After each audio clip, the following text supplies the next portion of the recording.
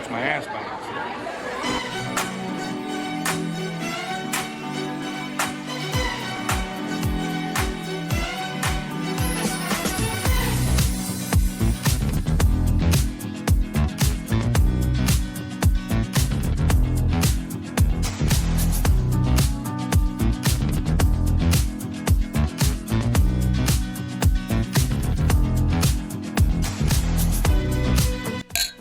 Ooh, that's cute. Cheers, Barbie.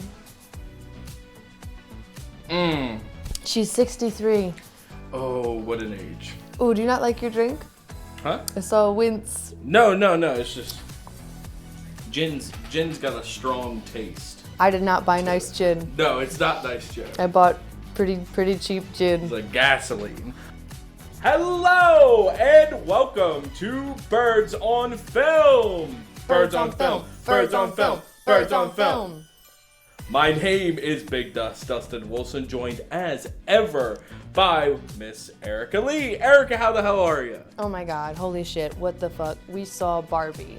Yes. We got early access tickets to the Barbie Blowout party. Yes, it was the Barbie Blowout party at the, what was the theater? We're not telling these freaks where we see our movies. That's fair. Yeah. That's fair. Theaters all across the nation had Barbie Blowout parties for the early access screening of Barbie.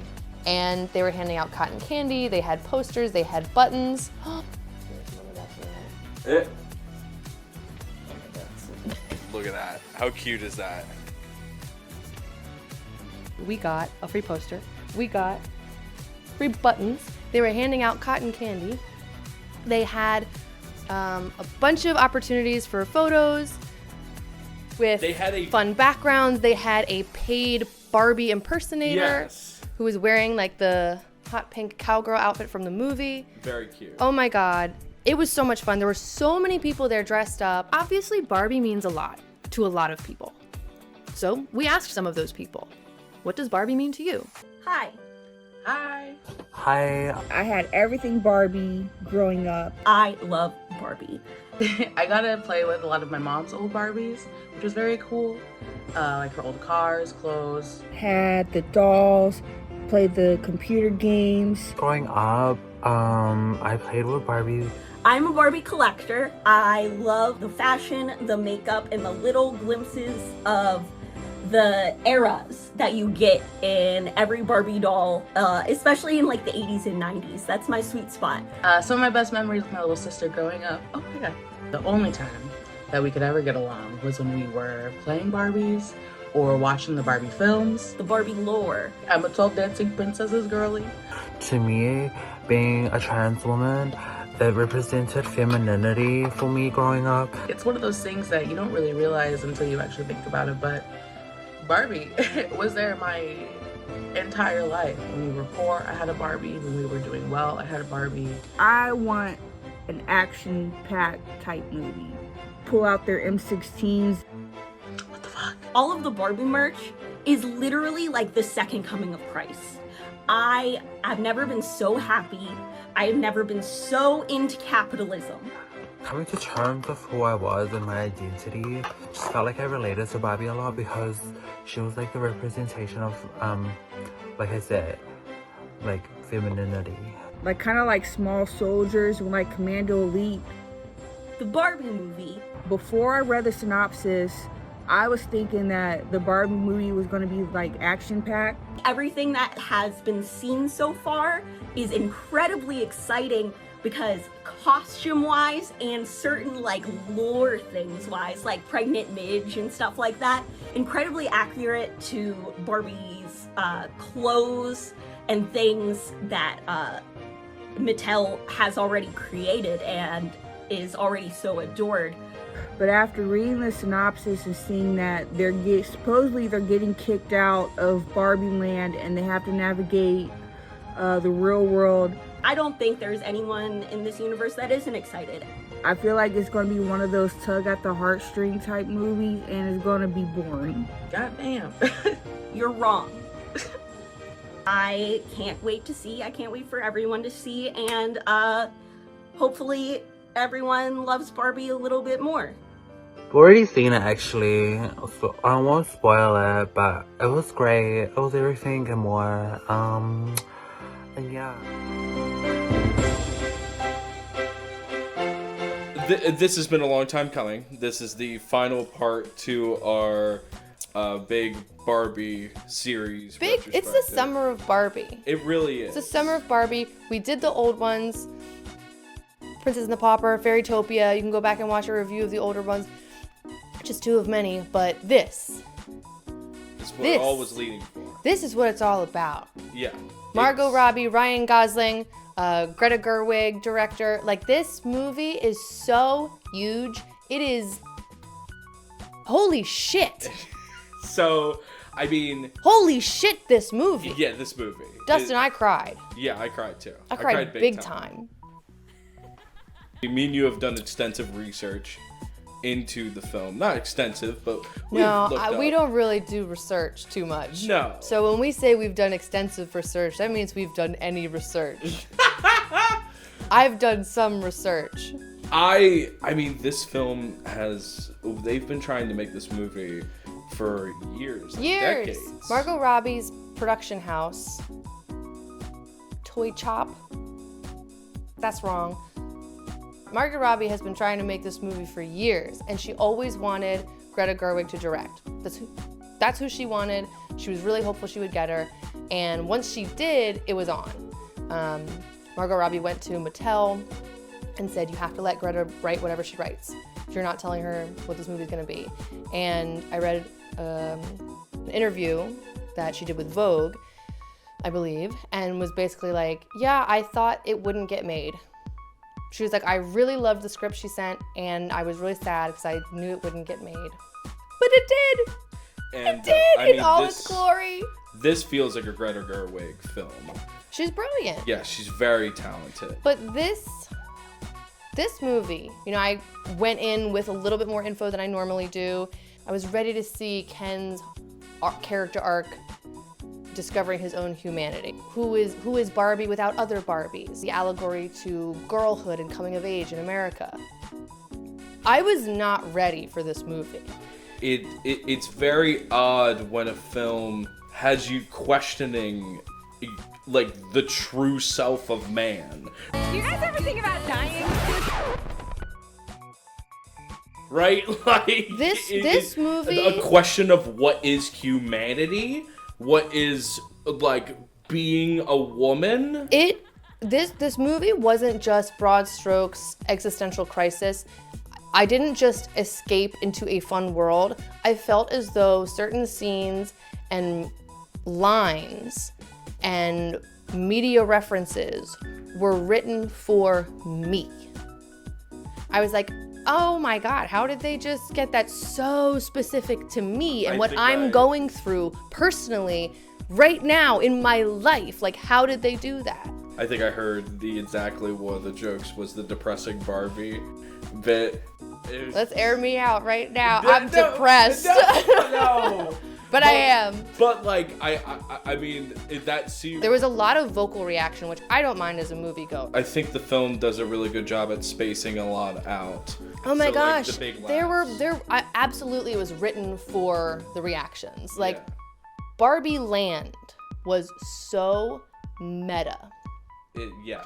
Helen Mirren does the voiceover, and she directly talks about Margot Robbie as the actress, the choice playing the character. Because there's this scene where Barbie doesn't feel pretty enough, and Helen Mirren's like, no, sorry, you can't cast Margot Robbie in this role if this is the point you want to make. There was a part of me, I was just like, we're in deep here. So many things happen that you're like, how did we get here? But you're not thinking, how did we get here? We're like, yes, of course this is happening now. The editing of the film is very cartoony. It's very silly. Yeah, it so magically gets playtime. Yeah. A child's imagination. I mean, the everything, Barbie's literally floating. Yeah, everything that you did with a Barbie as a kid pops up in this. Maybe not everything, but a lot of the things that you would, like when Ken goes to kiss Barbie, he just kind of gets close and stays there and then backs up and is like, yeah. And it's like, yeah, like, were you gonna mash them together, or they just get close and they just, yeah, they just float. So many choices that were just like pure imagination. We live in a time where a lot of these IPs are being used. It just feels like studio mandates and like the easiest choices from a filmmaker's perspective.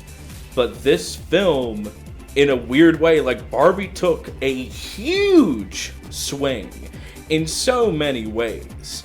And I mean, Greta Gerwig, this truly does feel like someone's vision of what art a Barbie movie yeah. would be. The whole aspect of the film is that these like huge like big societal issues and complicated subjects, all broken down essentially through the perspective of a wide-eyed child. The like bluntness and the unapologetic breakdown of really complex ideas into simple delivery is so Barbie. When you're a kid and you're digesting like the world around you and you're playing and you're mimicking things you've seen or heard, or you're acting out like an adult world, you're doing that. You're breaking down all these like adult concepts or higher level concepts into your like child filter as you play with Barbies. You're reenacting these complex things that you've seen, and it turns out they're not that complicated. No, the way a kid can break down the things that are like, oh, well, you wouldn't understand because that's just the way it is. It's like kids break it down pretty quick, which is what the movie's all about. It's awesome. I gotta talk about Ken real quick. Let's talk about Ken. Ryan Gosling. Let's get into it. Ryan Gosling. Absolutely perfect. What a champ. Yeah. It is able to do so much with doing so little. And a lot of people might say like, oh, like he was a child star, he's been singing and dancing his whole life, he's been acting his whole life, like of course he was good at Ken, but it's not because he's talented, it's because he's got nothing behind those eyes. I think he does an amazing job with saying so much while not saying anything at all. You could very much read his face. His facial expressions were incredible. I think that's because, like, as a singer, like he's able to act and sing at the same time. But like, again, these minute, like a roll of the eye here, like a shrug of the shoulder there. He just expresses so much with his physicality. He's never really played straight. There's only like 2 times in the entire film that he's played. I mean, right? I mean, We don't know. We don't know. Which is what I appreciate. He's in love with Barbie. Yes. But you can be in love with a lot of different kinds of people. Just because you're in love with Barbie doesn't mean you can't also have feelings for Alan. Mostly Alan. Alan. And Alan. His clothes fit me too. All his clothes fit me too. You want to get into some spoilers? A little bit of spoilers. Okay. Nothing too crazy. Don't want that? Just click on that right there, that little timestamp, and you're good. Okay, we're gonna talk about like the fun patriarchy stuff. The fun patriarchy stuff. But it's such a hoot for some people. Yeah, of course. But but that's the movie. Yes. It is such a hoot for some people. Yes, exactly. Ken finds out how much of a hoot it is. And then goes to Barbie Land and completely changes it to Ken Land, and seemingly just to spite Barbie, just to get back at her for ignoring his affection. Ignoring his affection, but also just like being her own person and having control in Barbie Land, because all of the Barbies are in charge in Barbie Land. That parallel of like, men are in charge because in the real world, men say how this goes because. Whereas in Barbie Land, Barbie's in charge because. And it's only the other people who feel that it's unfair. The other people who are deprived a voice or representation, a seat at the table, are the ones who are like, hey, this doesn't work for all of us. Which you see with the Kens after their revolution is defeated. They ask for a seat on the Senate, And which they are turned down. yeah, President Barbie says, no, can't do that. Lower court. Will Ferrell does it absolutely Oh my gosh, he's so good. I was so skeptical. He's hysterical. I was like, what was Will Ferrell doing in this movie? He's on his A game. So good. But yeah, it's not just about the romantic disconnect. It's about Ken not having identity outside of Barbie. The loss of his, like, he doesn't have himself. Right. Doesn't know who he is. But then when asked who she is, she's like, well, I'm the Barbie. I'm stereotypical Barbie. I'm what you think of when you hear Barbie. And it's like, there's an interesting reflection between the two's paths. Yes. Like, yeah. Sense of self and identity. Yes, for sure. which is to me, the theme of the film is what it means in a lot of ways to be human. Definitely. Once Barbie helps lead the revolution against Kendom, she's left with the feeling of, okay, but what am I? Who am I? What do I do? I'm not a doctor. I'm not a senator. I'm not an astronaut. I don't do any of those things. I'm just Barbie. And that point is really driven home when America Ferrera's character suggested Barbie doll to Mattel, and it's like, ordinary Barbie. She just is. She's whatever you want to be, and whatever you want to be is good enough. That insane sequence at the end where she goes with Ruth, the creator of Barbie. Yeah.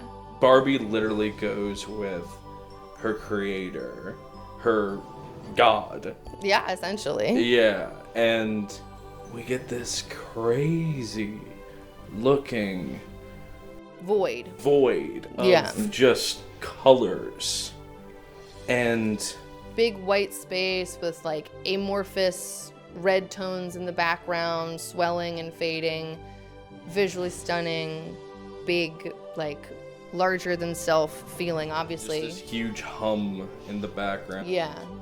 Which, like, to me, I mean, from my perspective, it was basically her being born into yeah. a human. Birth, or I guess I saw it as purgatory. Yeah. But that in-between space where she is deciding to be human. And it's beautiful. It's probably my favorite scene in the film. I didn't like it.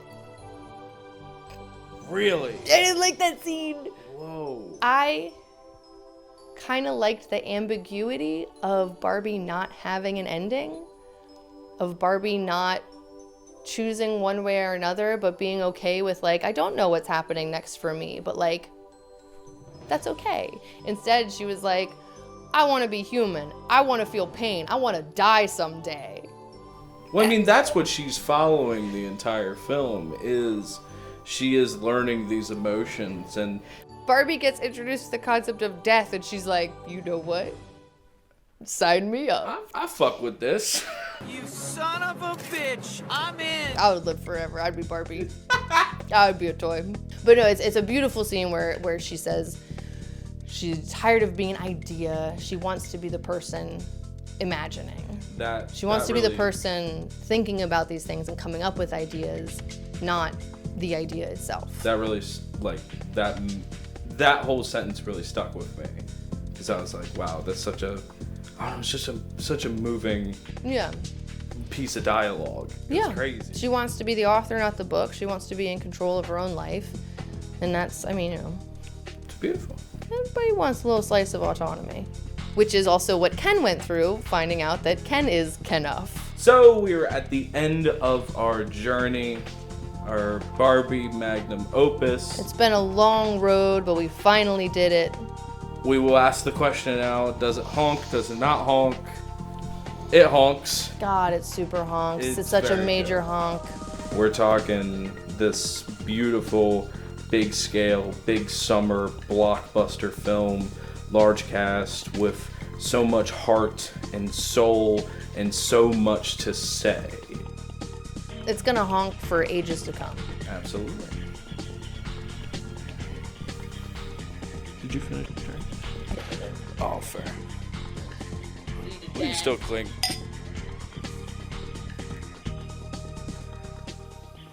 Rock and roll. Glitter gets chunky at the bottom. It does.